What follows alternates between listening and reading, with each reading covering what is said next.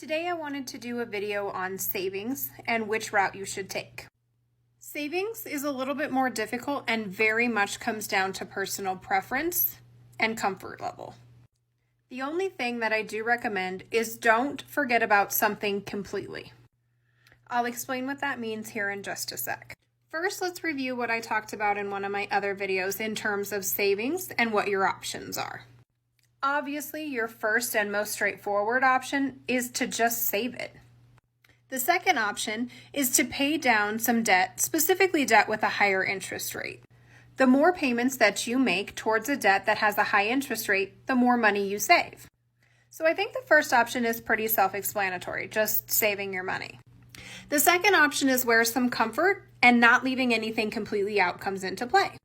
If you're someone with no high interest rate debt or no debt at all, then obviously paying down a debt isn't an option for you because you don't have any and all of your money would just be saved.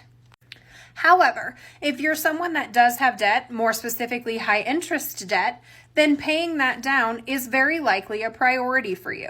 One of the things that I recommend here is if you are paying extra towards a high interest rate debt, don't forget to just save also. That's what I mean when I say don't forget about something entirely. So let's say you have $200 a month for savings.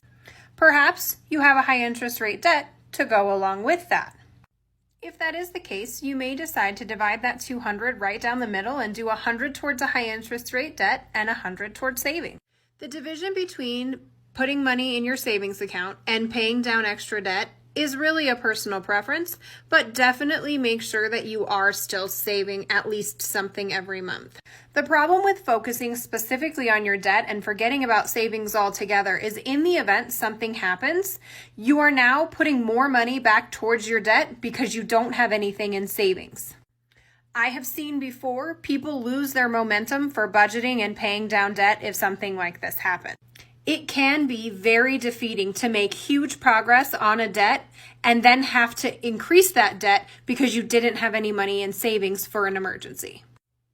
If you have any questions about what you should do or how the system works, feel free to drop them in the comments. And if you don't already, follow me for more budgeting and finance tips.